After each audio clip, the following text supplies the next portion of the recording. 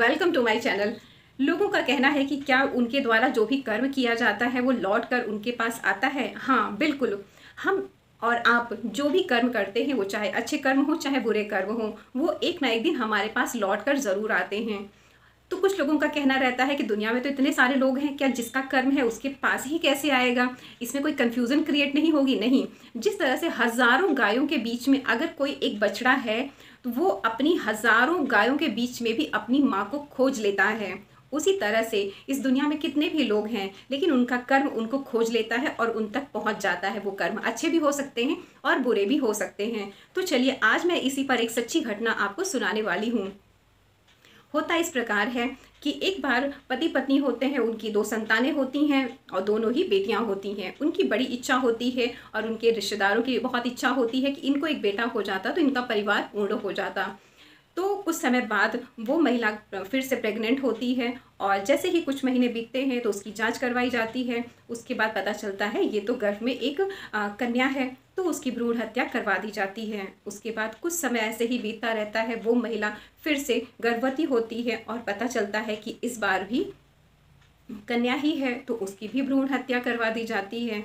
उसके बाद जब पांचवी बार महिला गर्भवती होती है तो जांच कराई जाती है तो पता चलता है इस बार कोई एक बालक है उनके घर में तो बिल्कुल खुशी का ही माहौल हो जाता है। बस इंतज़ार किया जाता है कब वो बच्चा पैदा होगा। हाँ, समय आने पर 9 महीने पूरे होने पर वो बच्चा बेटा जन्म लेता है। घर में और पूरे नात रिश्तेदारों में बिल्कुल खुशहाली का माहौल हो जाता है। सब बहुत खुश होते हैं, धूमधाम से उसका सारा कार्यक्रम होता है। छठी होती है, बरही होती है, मुंडन समय आने पर जब मुंडन होता है बहुत ही खुशी का माहौल रहता है। दिन ऐसे ही बीतता रहता है। तो होता क्या है कि एक दिन बेटियां तो ब्याह करके अपने घर चली जाती हैं, अपने ससुराल वो खुशी खुशी रहने लगती हैं। उसके बाद बेटा भी इधर धीरे धीरे बड़ा हो गया रहता है। बेटे की भी शादी हो जाती है समय आने पर। जब बेटे की शादी होती है, बहू आती है, तो बहू को घर तो अच्छा लगता है लेकिन ये घर में रहने वाले ये बूढ़े सास ससुर बिल्कुल भी अच्छे नहीं लगते। उसको लगता है कि ये मेरी खुशहाली में ये बाधा जैसे उत्पन्न हो रहे हैं। तो धीरे धीरे वो बेटा भी, क्योंकि शादी हो चुकी है, वो बेटा भी अपनी पत्नी के प्रभाव में आ जाता है। तो हमेशा पत्नी जो है नाराज़ रहती है कि ये दिन भर आपके माँ बाप की सेवा करते करते मैं तो बिल्कुल ऊब गई हूँ, मैं तो अपना जीवन जी ही नहीं पा रही हूँ, मेरी तो किस्मत ही खराब थी जो मैं इस घर में आ गई। बेटे ने पूछा कि हाँ क्या हुआ, तो उस लड़के की पत्नी ने कहा कि इस अपने माँ बाप को ले जाते हैं, आप वृद्धाश्रम में छोड़ आते, क्योंकि वृद्धाश्रम में भी कोई दिक्कत नहीं होती है, मैं तो देख के आ चुकी हूँ, मैं तो पता भी कर चुकी हूँ। तो उसे बहुत फोर्स करती है और तो उसे क्योंकि प्रभाव तो डाल चुकी रहती है उस पर। तो बेटा कहता है कि ठीक है, मैं तुम्हें इस तरह परेशान नहीं देख सकता हूँ और दुनिया तो माँ बाप ने तो देख ही ली है, इनको जो है क्या ज़रूरत है घर में रहने की, वृद्धाश्रम में रहेंगे तो इन्हीं के जैसे और भी बुजुर्ग वहाँ मिलेंगे और इनका मन भी लगा रहेगा। तो बेटा अपने माँ बाप से कहता है कि आप तैयार हो जाइए, आपको कहीं घुमाने ले चलना है। तो माँ बाप तैयार हो जाते हैं और थोड़ी सी पैकिंग भी करने को बोलता है, तो माँ बाप थोड़ी पैकिंग भी कर लेते हैं अपने कपड़ों की और चीज़ों की। फिर ले जाता है, उन्हें वृद्धाश्रम में छोड़ देता है। फिर कहता है कि मम्मी और पापा और यही आपका नया घर है, यहाँ आप लोगों को मतलब समझा देता है कि आप रहेंगे यहाँ, बुजुर्ग लोग हैं तो आपको यहाँ अच्छा लगेगा और वहाँ तो आप अकेले परेशान हो रहे थे इसलिए मैं आपको यहाँ ला के छोड़ रहा हूँ।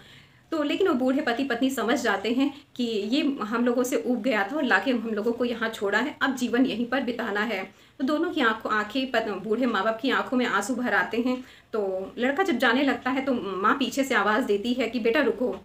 बेटा पलट के देखता है तो बेटे के चेहरे पे कोई भी ग्लानि की भावना नहीं रहती है। हाँ, थोड़ा सा तो महसूस होता ही है कि मैं माँ बाप को यहाँ छोड़ के जा रहा हूँ।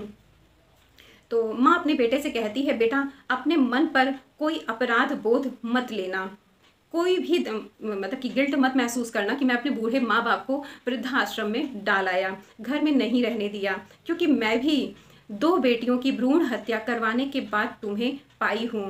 तो वो अपराध बोध जो मुझसे गलती हुई है उसका कोई ना कोई फल तो मुझे मिलना ही था। जो 2 बेटियों की हत्या करवा के मैं तुम्हें पाई हूँ, तो तुम भी गलत नहीं हो। आपको ये वीडियो कैसा लगा? ये आज के समाज की ये सच्ची घटना है। तो जैसा भी हो आप मुझे कमेंट करके ज़रूर बताइएगा। समय निकाल के आपने मेरा वीडियो देखा, इसके लिए बहुत बहुत धन्यवाद।